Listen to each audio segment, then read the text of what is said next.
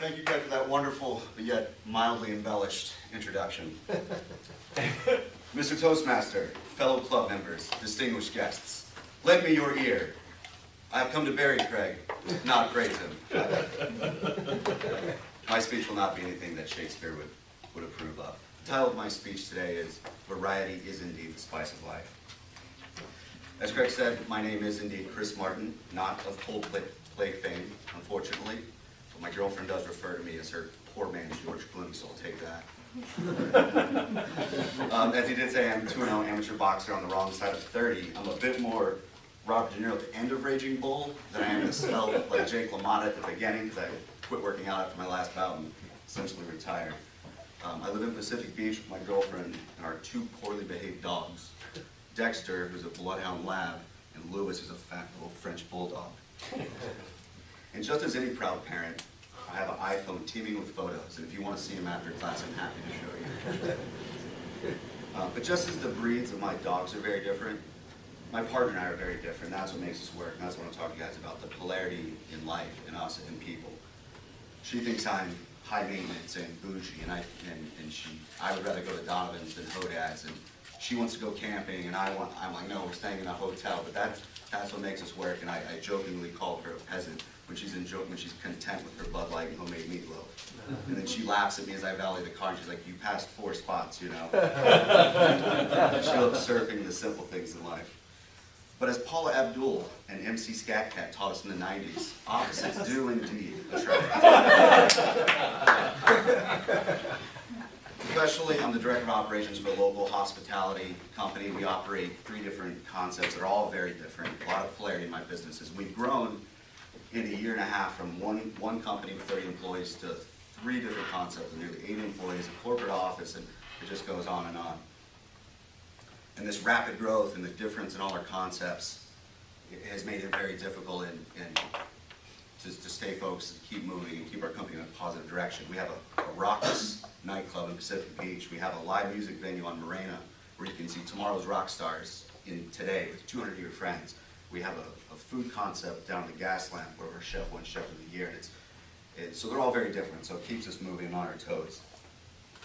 When I'm asked what a typical day looks like for me, or a typical week, I should say, I just laugh, and if I told you, you wouldn't believe me. During the week, I'm in the office with our team, leading us on, brand strategy and brand management, making sure everything is right, doing ROI on all our marketing, initiatives, and making sure that there's new advertising opportunities, cost control, sales driving, hiring, retention, all that's entrepreneurs. Is this hitting close to home, any entrepreneurs? Sound like a day, like a week for you guys?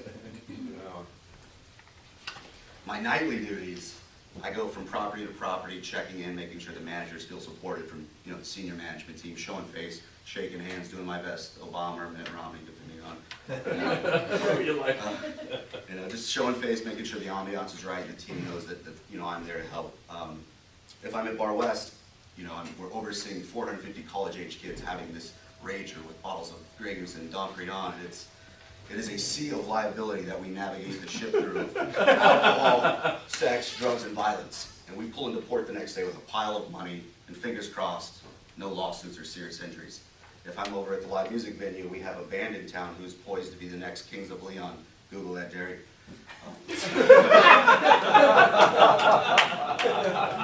And the artist has been on the road, and we're touring. The artists have been on the road touring, and the next big thing, but they're being difficult, and they don't want to perform unless I can find them in a certain illicit substance. So just as in show business, the show must go on. I must go on a wild goose chase. That's awesome. And now it's time to get down to the restaurant, because our publicist has a media dinner with all these important media types. I got to throw on a suit jacket, trim the stubble down there, hustle down to the restaurant, and try to behave with a certain modicum of polite behavior that would make my mother proud. So as you can see, my day-to-day work is very, very different. It's very stressful at times, and as entrepreneurs, you can relate to. You wake up in the morning, the first thing you do, you're looking at the phone for emails from the night before and sales recaps, and oh man, there was an incident at the club. Now I got to call the insurance and this, that, and the other. You're falling asleep on your laptop at night. 12 to 16-hour days are a thing are normal. And an entrepreneur, you never take a day off or a night off until you're sleeping. That's when we're off. How does one do this, you ask yourself? For me, it's a labor of love. I have a passion for the hospitality business. I truly enjoy it.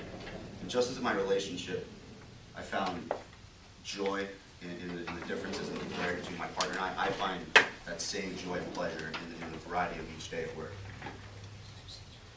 And you know, it's today, in this day and age, it seems like we're more and more, we don't celebrate those differences. And even as a society, we're supposed to be a melting pot of our country. And now it's all, you're either right or you're wrong. I think we need to get back to celebrating our differences and enjoying that. I don't want to live in a world where every day is the same, every person is the same. And I challenge each of you to embrace the imperfections and the idiosyncrasies of the people that you love and care about, because that's what makes them human and who they are. Thank you.